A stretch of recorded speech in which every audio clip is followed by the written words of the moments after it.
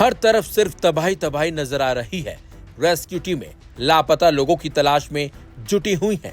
ये भयानक तस्वीरें सामने आई हैं अमेरिका के दक्षिण मध्य क्षेत्र में स्थित टेक्सास राज्य केर काउंटी से, जहां भारी बारिश की वजह से आई फ्लैश फ्लड की वजह से हाहाकार मचा हुआ है। इस प्राकृतिक आपदा में अब तक 55 से ज्यादा लोगों की मौत हो चुकी है, हजारों लोग घायल हैं। इस आपदा के बाद प्रशासन लोगों को बचाने के लिए रेस्क्यू ऑपरेशन चला रहा है। फ्लैश फ्लड की वजह से केर काउंटी में सैकड़ों पेड़ उखड़ गए, गाड़ियां पलट गईं और कई इमारतों को काफी नुकसान हुआ है। चारों ओर कीचड़ कीचड़ दिखाई दे रही है। रेस्क्यू में शामिल दलों को कीचड़ से भरे इलाकों में लगातार तलाशी अभियान करते हुए देखा गया है।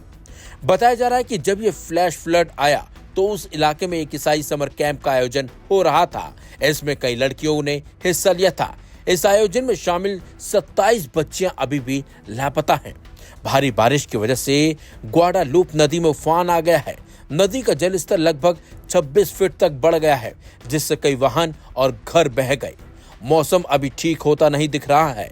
भारी बारिश अभी भी जारी है। सैंट एंटोनिया के आसपास के इलाकों में फ्लैश फ्लड जैसे हालात बने हुए हैं। रेस्क्यू अभियान में हेलीकॉप्टर, ड्रोन और नावों का इस्तेमाल किया जा रहा है ताकि लापता लोगों को जल्द से जल्द तलाशा जा सके। लोगों को पेड़ों और छोटे टापुओं से भी बचाया गया है। अधिकारियों के मुताबिक अब तक 850 से ज्यादा लापता लोगों को सुरक्षित स्थानों तक पहुंचाया जा चुका है। अमेरिकी सांसद चिप रॉय ने कहा कि केर काउंटी में आया फ्लैश फ्लड सदी में एक बार आने वाली बाढ़ है। Aim right, achieve big. At KR Mangalam University, we provide you the platform to turn your dreams into reality. At KR Mangalam University. इस तरह की आपदाओं में अक्सर आरोप प्रत्यारोप होते हैं। वहीं राष्ट्रीय महासागरीय और वायुमंडलीय के पूर्व निदेशक रिक स्पिनरेड ने कहा कि प्रशासन ने मौसम विभाग से हजारों नौकरियों में कटौती की है। इस कटौती से कई मौसम कार्यालयों में कर्मचारियों की कमी हो गई है। उन्होंने कहा कि उन्हें नहीं पता कि टेक्सास में आई बाढ़ के लिए अग्रिम चेतावनी न मिल पाना कर्मचारियों की कटौती पर भी निर्भर करता है।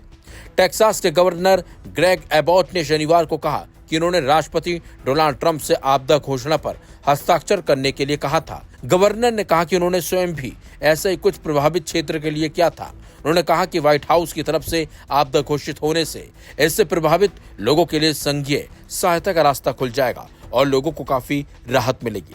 लेकिन जिस तरह से टेक्सास में बाढ़ की वजह से तबाही मची है वो भयानक है और अभी भी मौत का आंकड़ा बनने का आसार बनता हुआ दिख रहा है।